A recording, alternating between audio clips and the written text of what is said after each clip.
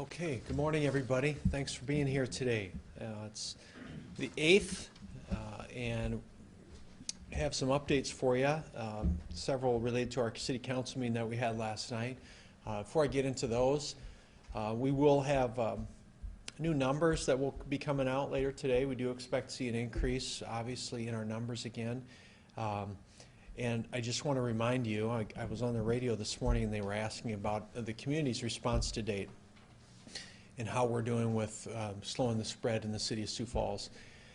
And there's really a handful of things that we're doing. And I just want to remind everyone that between the governor's EO for Minnehaha and Lincoln counties, between her broader EO, which is for the entirety of the state, for the city's ordinances that we've put into place, for the mayoral proclamation that I put in place, we have kind of a multifaceted approach, all of which have led to what I feel is a pretty high level of compliance in our city. And so we're continuing looking at the efficacy of those and determining what additional measures need to be taken to ensure that we have good mitigation that's happening in our city. But I just want to take a moment off the top to thank our residents of the city, because there is a seriousness by which a majority of our population has approached this issue. They're taking it seriously, and they're really doing a good job. So thank you to the residents of the city for all the work you've done thus far in helping to slow the spread of COVID. You know, we had several pandemic-related ordinances before our city council last night, all of which were second readings. We had a second reading of ordinance 2820, which is to extend the ordinance that was adopted by our Board of Health and then approved by our city council in March. That ordinance was enacted to regulate retail businesses that promote public gatherings and to ensure they have 10 patrons or less on their property at any one time. The council did approve extending that again. So again, no businesses are mandated to be closed at this time in our city, but there are certain rules and laws that they have to abide by under that ordinance 2820. I'm not going to get into the details of that, as you know that already. We also had a second reading to adopt the allocation of some unappropriated funds to the One Sioux Falls Fund.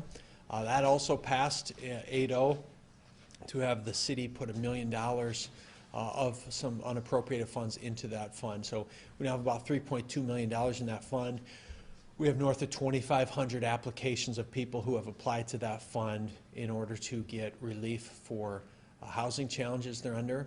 So if you just do quick math at 2,500 people and let's say $1,000 per person, that fund's about out.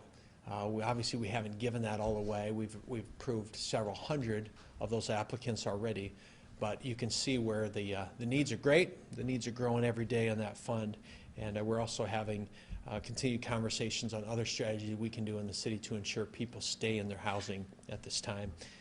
We also had a second reading of an ordinance that will allow for some changes to our garbage hauling, which will also make things more efficient to deal with some staffing shortages. I'm going to let Mark Cotter, our Director of Public Works, speak about that, and I'll invite him forward at this time to share that.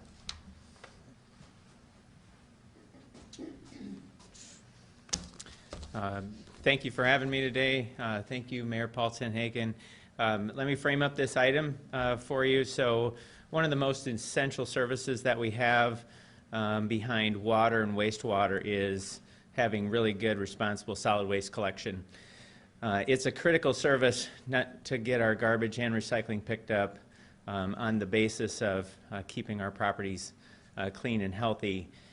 The garbage haulers are anticipating some staffing impacts as a result of COVID-19, and we started to work together on what's one thing that we could do to really ensure that we can still have this essential service carry on.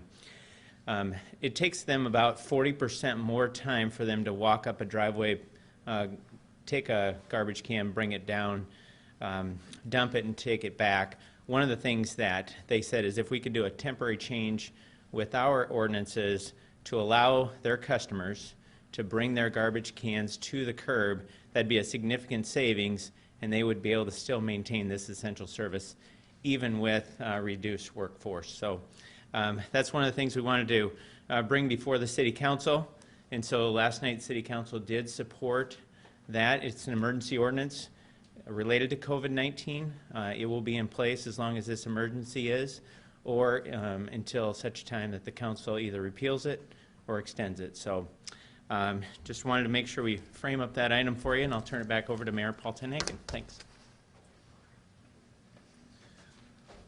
All right, and just to wrap things up today, I just want to reinforce the governor's call to action, which was proclaimed today, National Day of Prayer. Not National Day, a day of prayer in our state.